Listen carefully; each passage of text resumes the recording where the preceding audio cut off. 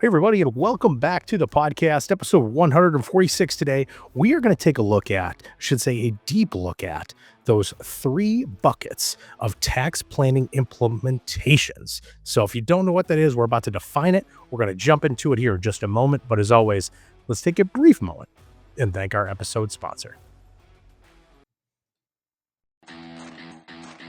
This podcast is sponsored by Reps Tracker. Are you a real estate investor who is bogged down with the huge tax burden? Real estate investing can open the door to powerful tax benefits. Reps Tracker can streamline the process of accelerating these opportunities. To take advantage of a special TTF community discount, go to teachingtaxflow.com/reps, REPS, and use the code IFG. Better yet, click on the link below in this episode's show notes to go directly to the Reps Tracker sign-up page. Hey everybody, we are back here again on the Teaching Tax Flow podcast. Obviously, as you can tell if you're watching this, I may look a little disheveled.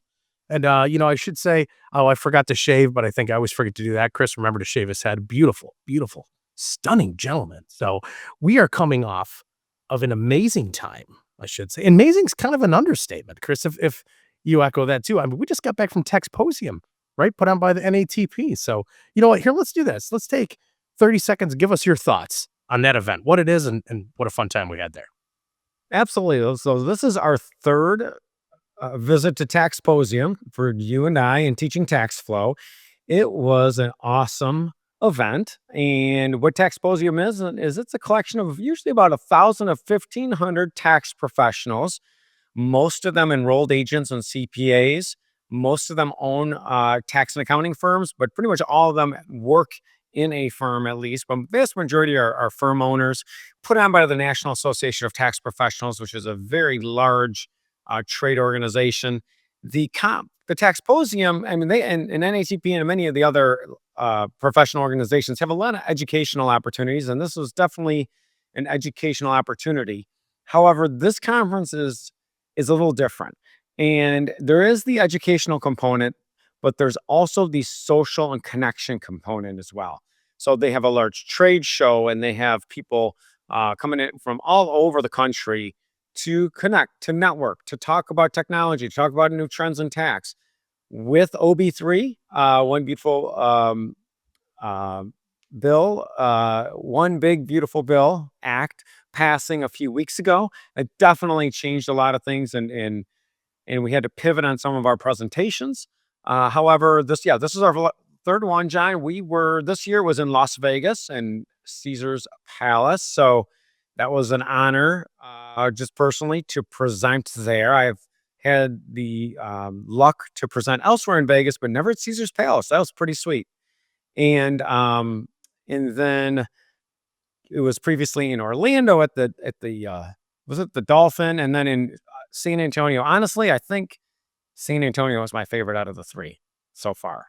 I really had a great time. They're always in the summer.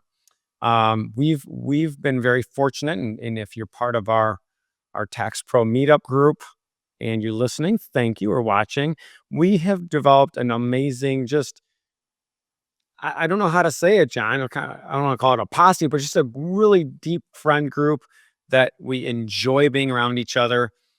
We hang out for meals between sessions, but we're very inviting. You know, we actually welcomed in a couple new people that this was their first Taxposium and jumped in right with our group and had a great time. So it's an opportunity for tax professionals and to sharpen their skills, not just educationally, socially, and to network. And being a co-host of this podcast has always provided us with a lot of opportunity.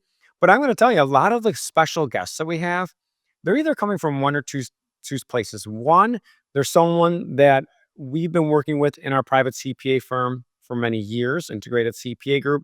Or two, it's someone that we met at a conference, or maybe I've been on a panel with, or something like that professionally that we've developed a relationship with, and to the level that we'd feel comfortable with them speaking to our audience. And many of these people are actually in the Defeating Taxes private Facebook group. So if you're not in there, defeatingtaxes.com. I'm not the only tax professional in there.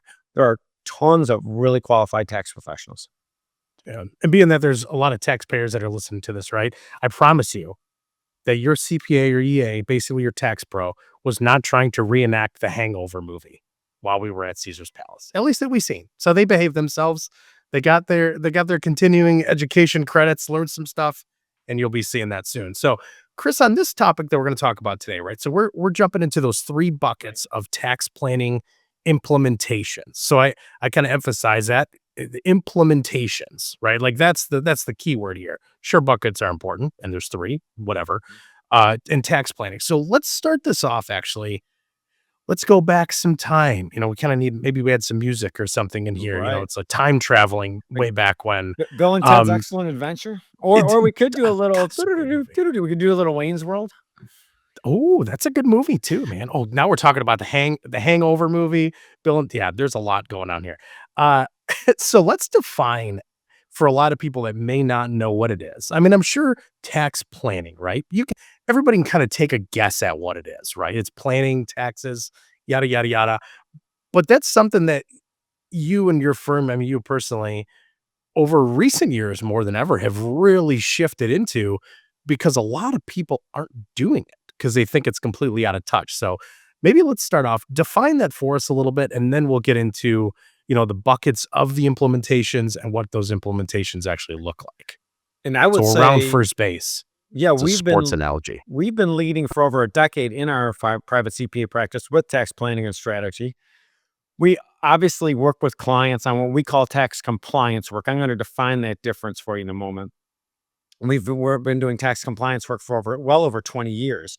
Um, but we've been focusing on leading, like I said, with tax planning and strategy. And so for over a decade, I would say over the last 5 to 6 years, more tax professionals are embracing the tax planning and strategy. And actually, John, one of the presentations that we did in Las Vegas was focused on looking at a 1040, looking at the four core schedules of a 1040, which are Schedule A, Schedule C, Schedule E, and Schedule D, and finding opportunities within that. So this is not just something that, hey, sounds good, and this has really come to the forefront of our industry, especially with the fact that we are losing a lot of people in our industry to retirement, quite frankly. So we've got to deeper those client relationships as tax professionals, and we've got to move over from just tax compliance to tax planning. Now, tax planning, you're going to hear tax planning, tax strategy, all these little buzzwords, and it's tough because these are all intangible things, right? It's hard to, it's like retirement planning. Okay, well, what's well, your 401k is part of a retirement plan, but if your 401k or your house is not the retirement plan, if that makes sense. So here's my definition of it. Tax compliance is the function of reporting things that have already occurred. Now that could be a tax returns prepared, and all it's doing is reporting all the activities that were done before that reporting cycle. So a 2024 Form 1040, which is a personal tax return, is reporting to the government all of the things that taxpayer did during 2024. It's looking back. Now, there are some implementations, which we're going to talk about, that you could still do in 2025 and count for 2024, but ultimately 2020, that tax return is activity for 2024. If you, let's say you're filing payroll tax returns with the government, it's called a 941. That's just reporting to the government all of the payroll that was run for a company in the past. So when you think about tax preparation, we don't love the term tax preparation or tax season in our private practice, but we look at that as tax compliance work. Anything that has, again, occurred in the past. You could even look at that, bring it into the financial world. You could have pretty much every city or municipality has an audit, and that's just looking at the previous activity and putting it into a financial statement. So tax planning is everything looking forward.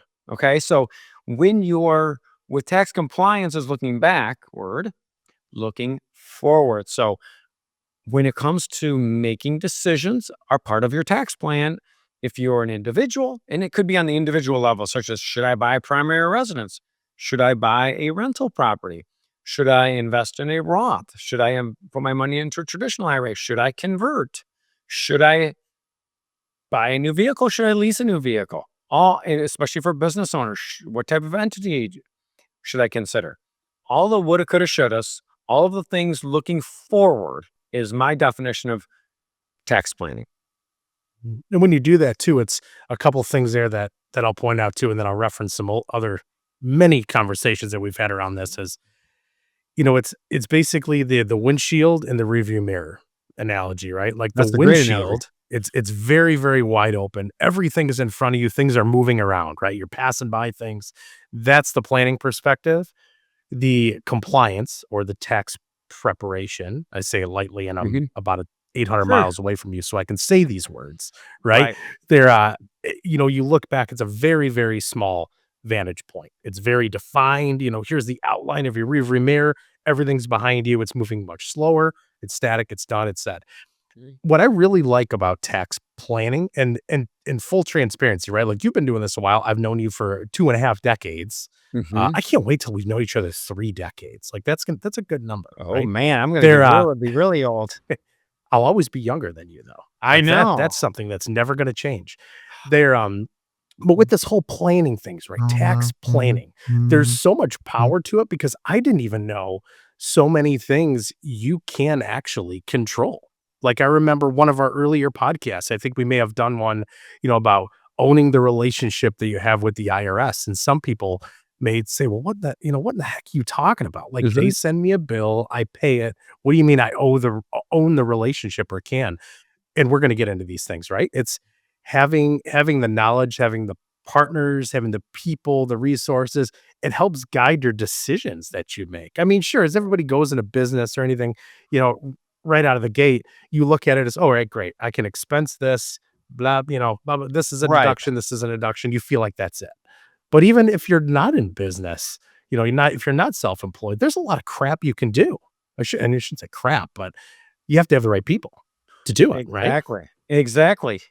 It's a team approach. And that's what's Right. confusing about tax planning. And so one of the things we've done at Teaching Tax Flow, excuse me, is we have taken things and systemized them and categorize them because it's very overwhelming and confusing. Just like if someone said, "Hey, I'm sick." Oh my, okay. What are your symptoms? Why are you saying you're sick? It could be something like it could be a variety of things. Or like, oh, I can't get out of bed. Okay, did you break, did you break your leg? Are you have a flu? Do you have, what's going on here?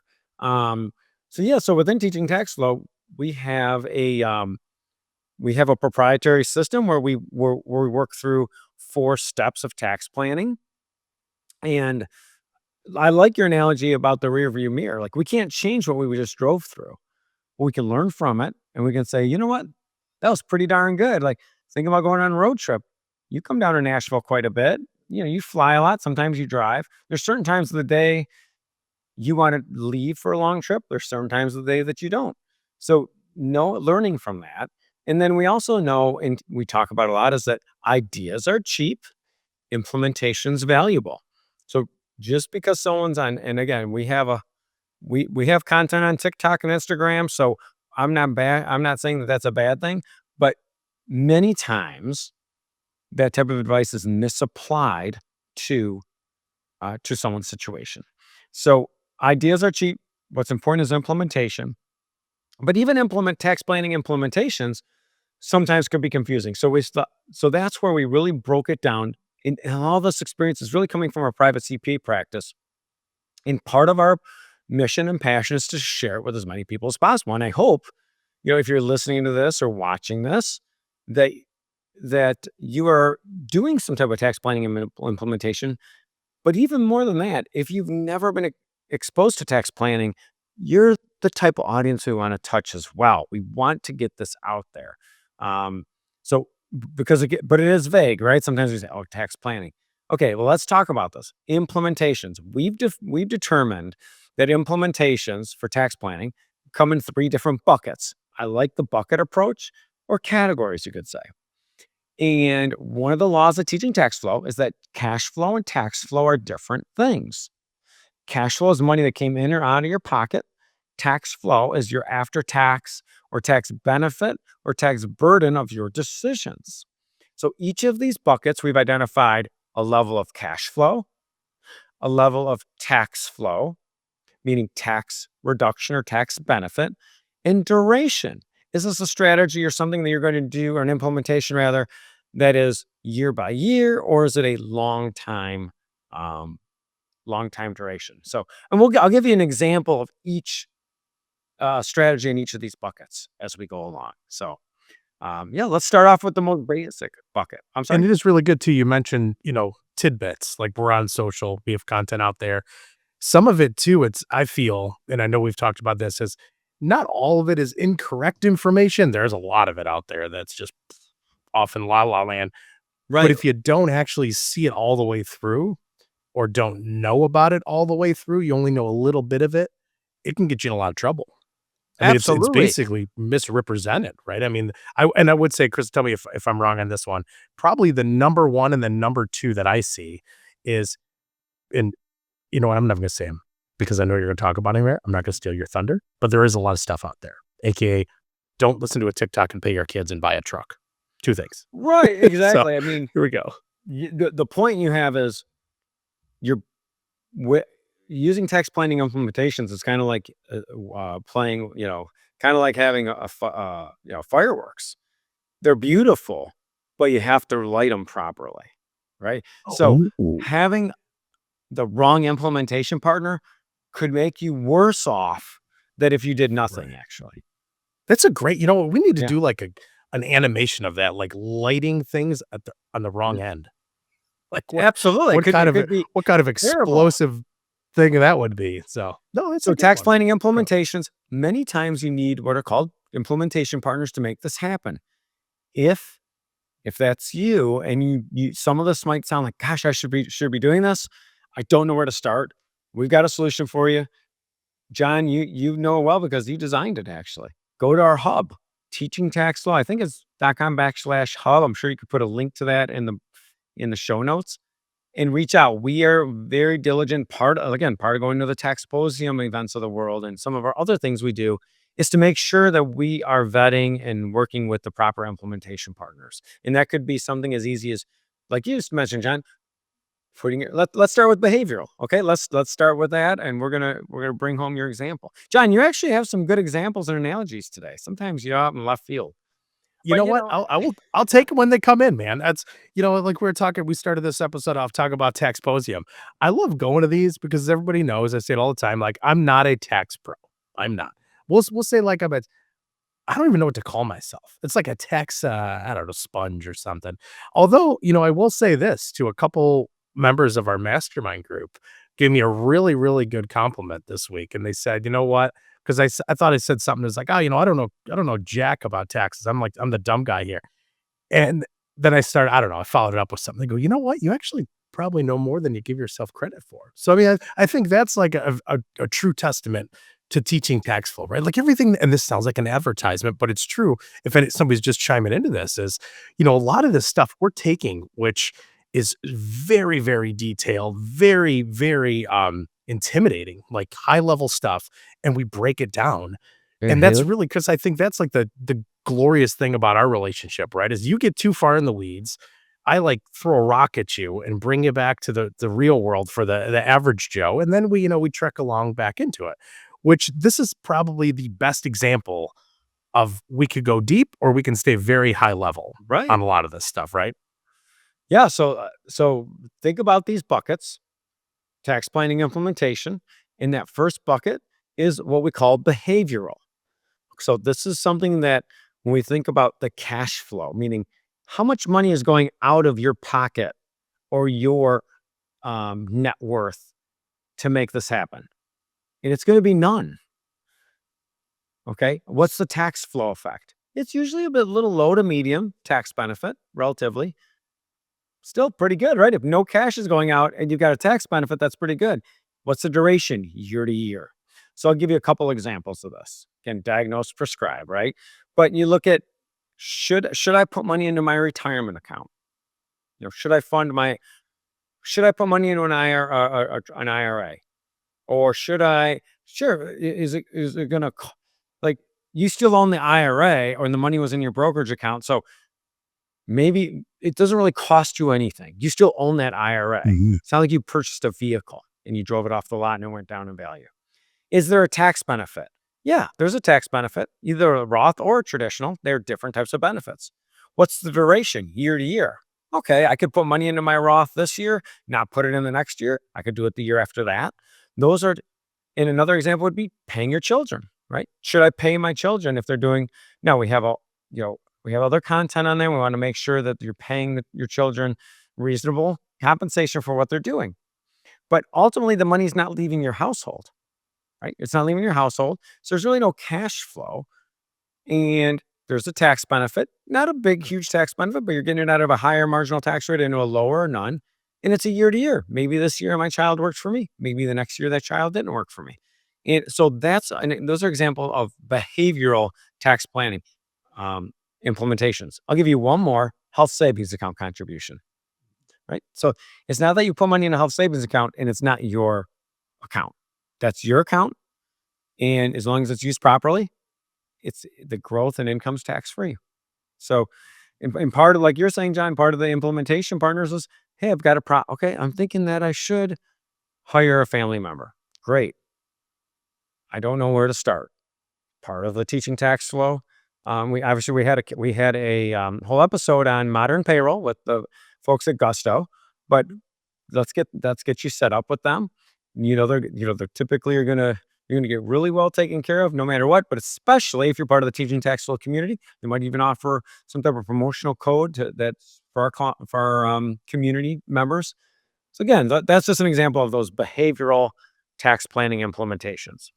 And I'm glad you brought up that one specifically, right? Because that really is a great example that, I mean, if I just had to think of a random number, we'll say like 78.5% of people, when you hear, oh, I should pay my kids or pay a family member, whatever it is, they probably think of it as either, oh, I could just give them cash, but oh, I want to do it legit, so I'm going to write them a check, which still is not the right way to do it, right? Like they have to be put on payroll, correct? It's not as Absolutely. simple Oh, as sure, you're for not sure. treating them like a 1099. So that's one I think that is very, very, very rarely explained all the way through, especially in a TikTok video or something. Absolutely. Absolutely. So, Again, it comes down to the right implementation partners to make sure you get the right. best result possible. And that would include Absolutely. um, a company that processes payroll.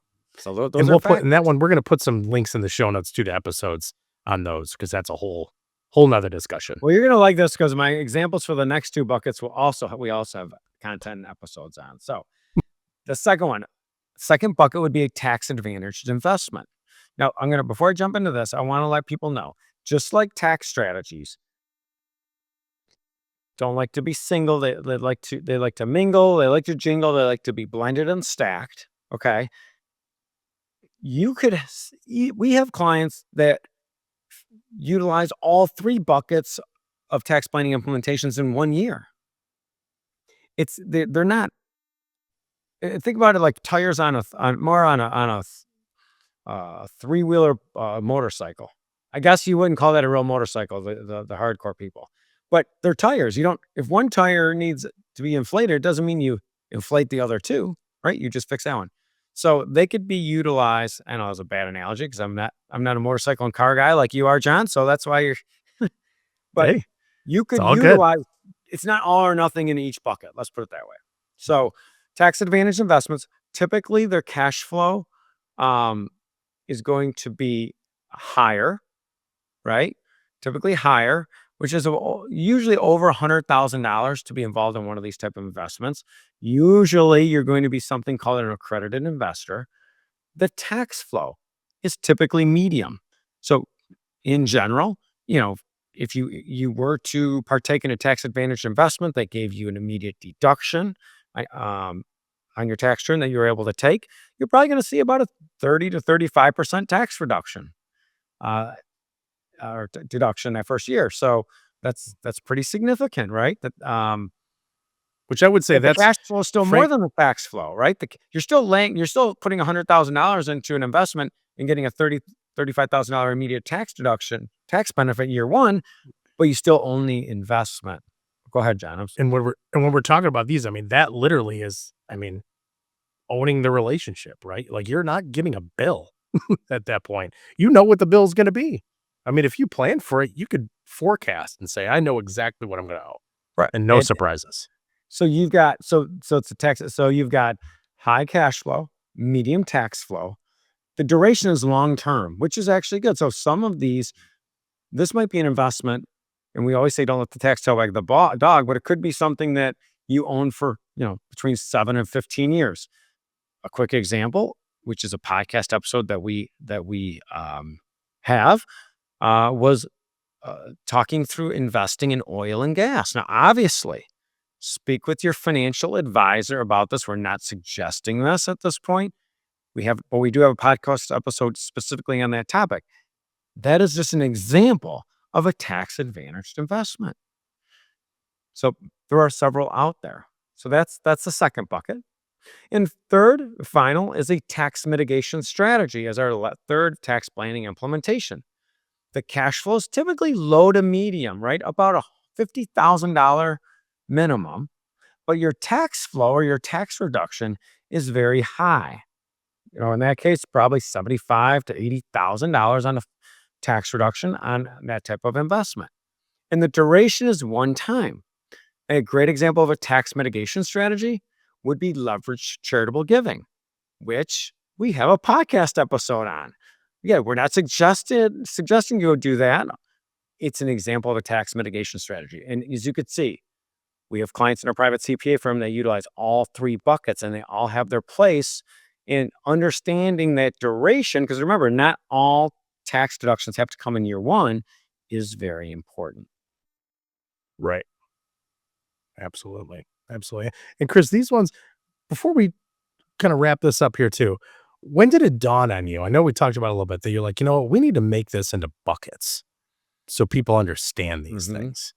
Like, did you have like an aha moment on the pickleball court? Okay, so I never get aha moments on the pickleball court because thanks for bringing it up too, though.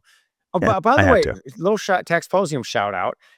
One of the presentations we were doing, I asked the audience, tell me a place you find a lot of clients. And a guy spouted out the pickleball court. Then I heard it. about 200 or so people had to listen to me and him talk about paddles for a minute or two on our presentation. Then we moved on.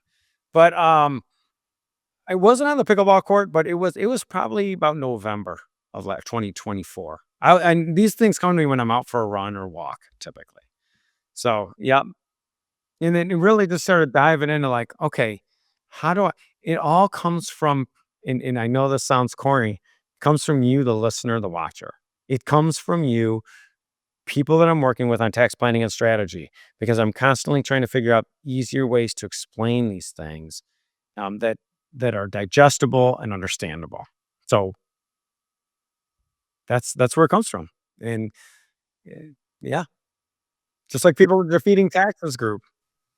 I was just gonna say, and that group I think is great because just the messages we get from people, and I mean, even if it's as simple as somebody messaging us saying, "Hey, can you elaborate more? Can you explain more?" And it always leads to something, which is great. And sometimes, I mean, again, being the quote unquote a non tax pro in the room, usually I love seeing those because half the time, I mean, me and Chris, we spend endless hours working on this stuff on a weekly basis, and sometimes I forget or I kind of let him get into the weeds too far. So collectively, let's reel them back out of this thing. But thanks for going into this, man. I appreciate it. I always love getting into specifics on some of these things, but then also too taking something that is perceived as such.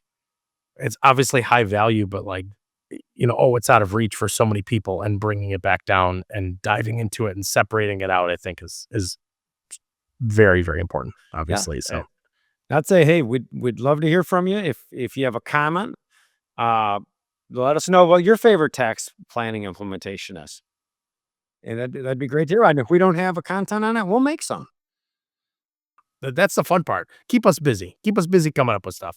And I'll put it out there too. So taxpayer only, send us questions you have on this, but also tax pros, CPAs, EAs, anybody that's dealing with this stuff, we'd love to hear from you too. I mean, obviously, if you don't feel comfortable putting it out there, in the public eye in these groups, send us a message. We love hearing it, and just hearing your take on some of these, I think is also great feedback we get from all this. So, as Chris had mentioned to anybody that's listening to this, I'll add, shame on you. You should be watching it, but if you're not, it's okay. Listening to it's fine. Even just put it on the background.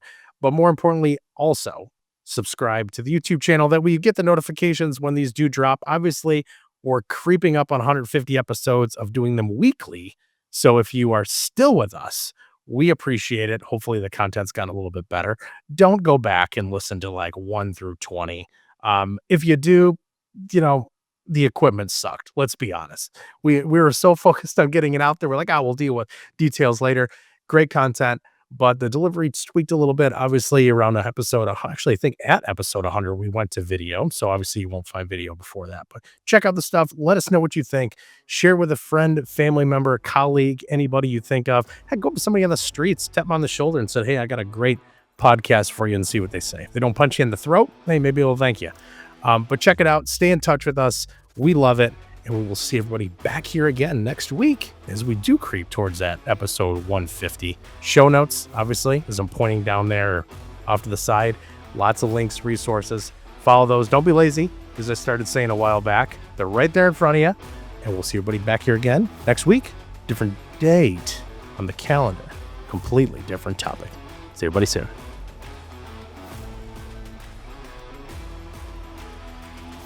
The content provided is for educational purposes only. We encourage you to seek personalized investment advice from your financial professional. For all tax and legal advice, please consult your CPA or attorney. Investment advisory services are offered through Cabin Advisors, a registered investment advisor. Securities are offered through Cabin Securities, a registered broker-dealer.